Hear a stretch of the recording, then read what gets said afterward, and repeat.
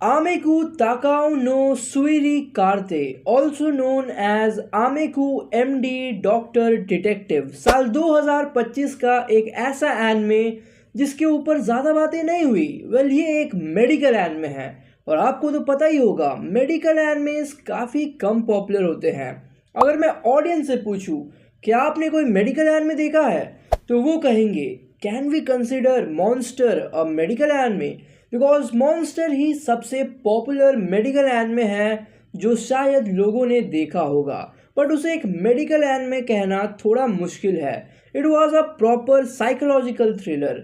उसे छोड़कर दूसरा जो सबसे पॉपुलर नाम है वो है द एपोथेकेरी डायरीज। आपको कई सारे केसेस सॉल्व करते हुए नजर आएगी मामाओं, तो उनके केसेस कैसे होंगे वो आपको देखना पड़ेगा और मोस्टली पॉइजन वाले केसेस ही होते हैं।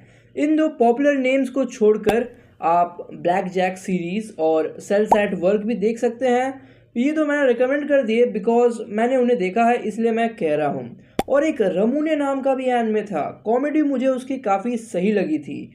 Well back to doctor detective, it is considered the best medical anime because इसमें वेल रिसर्च्ड मेडिकल डिटेल्स और जिस तरह से एक सस्पेंस थ्रिलर स्टोरी लाइन हमारे सामने पेश की गई है वो ऑडियंस को काफ़ी अच्छा लगा। इसे एनिमेट किया है प्रोजेक्ट नंबर 9 ने, जिन्होंने इससे पहले the angel next door spoils में रॉटन भी एनिमेट कर रखा है और इसमें टोटल 12 एपिसोड्स है एंड द फॉर्मेट इज 213123। इस एनिमे के लिए एक बुरी चीज़ ये रही that it was compared to a TV series named house और उसी वजह से इसके रेटिंग्स थोड़े कम लगेंगे आपको।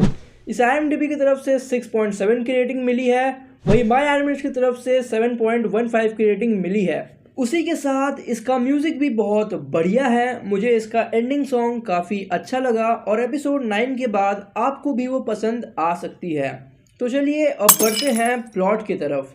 कहानी है डॉक्टर ताकाओ आमेकू और ताकानाशी की, जो तेनिकाई जनरल हॉस्पिटल में काम करते हैं। वहाँ पे एक डिपार्टमेंट है named department of investigative pathology और वो दोनों उनके मेन मेंबर हैं।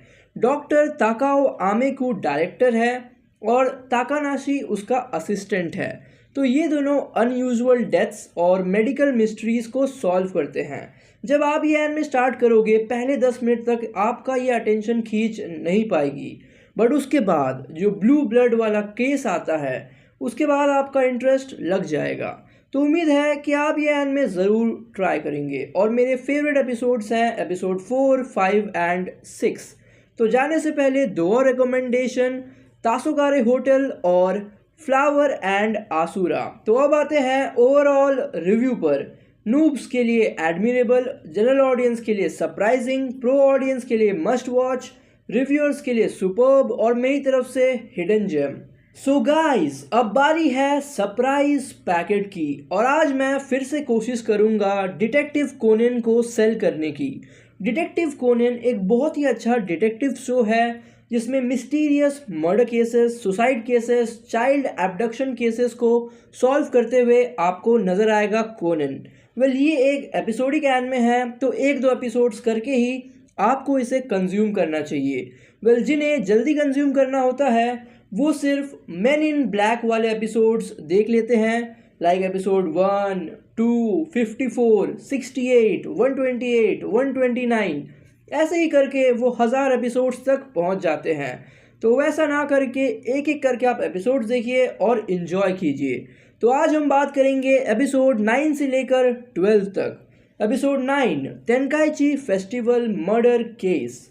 इसमें आपको पहले ही पता चल जाता है कि आखिर में किलर कौन है, बिकॉज वो खुद फोटो खिंचवाने आता है रान से ताकि वो अपना एलिबाई बना सके। तो इस केस में कोनन को सबूत ढूंढने होते हैं जिससे कि वो नोरुकाजु सासाए जो कि किलर है उसका पर्दाफाश कर सके। Episode 10, blackmailing a pro soccer player case. बहुत ही इंटरेस्टिंग केस तो नहीं था, बट जो चीज़ इस केस को इंटरेस्टिंग बनाती है वो थी रियोको आकागी, जो कि अपने आप को सिनिची कुदो की गर्लफ्रेंड बताती है और वो उसका मिसिंग रिपोर्ट करती है मोरी डिटेक्टिव एजेंसी जाकर। तो इस चीज़ से रान खुश तो नहीं होगी और कोनन को ये केस सॉल्व करना होगा अपने आप को इनोसेंट प्रूव करने के लिए रान के सामने और पता लगाने के लिए कि ये लड़की झूठ क्यों बोल रही है। Episode 11 moonlight Sonata murder case बहुत ही मस्त केस था और ये एपिसोड 50 मिनट्स का है। ये एपिसोड इसमें डिटेक्टिव मोरी को 50 लाख येन दिए जाते हैं सुकिकागे आइलैंड आने के लिए एक केस सॉल्व करने के लिए बाय आसाओ केजी। बट जब वो वहाँ पहुँचते हैं उन्हें पता लगता है कि आसाओ केजी तो 10 साल पहले ही मर चुका है, तो इससे ये केस और इंटरेस्टिंग बन जाता है। एपिसोड 12 आयुमी चान किडनैपिंग केस। ये तो प्रैंक एपिसोड है भाई, सीरियस करके लास्ट में प्रैंक कर देते हैं। इसमें जूनियर डिटेक्टिव लीग छुपा छुपी खेल रहे होते हैं और गलती से आयुमी एक कार के स्टोरेज कंपार्टमेंट में छुप जाती है और गेंता जो कि डिटेक्टिव बना होता है वो आयुमी को खोज नहीं पाता क्योंकि वो कार वहाँ से निकल पड़ी थी। और उन दिनों एक सीरियल किलर जो कि बच्चों को पकड़ के उनका सर काटता था वो पकड़ा नहीं गया था, तो कोनन और उसके दोस्तों की फट चुकी होती है कि कहीं आयुमी उस सीरियल किलर के कार में तो नहीं बैठ गई। बट एंड में आपके साथ प्रैंक हो जाएगा। तो डिटेक्टिव कोनन मैं फिर से आपको रेकमेंड करता हूँ और इसी के साथ एंड करते हैं सरप्राइज पैकेट को। उम्मीद है कि आपको ये वीडियो पसंद आई हो और आपसे जल्दी मुलाकात होगी एक नए वीडियो के साथ। Till then take care and good bye.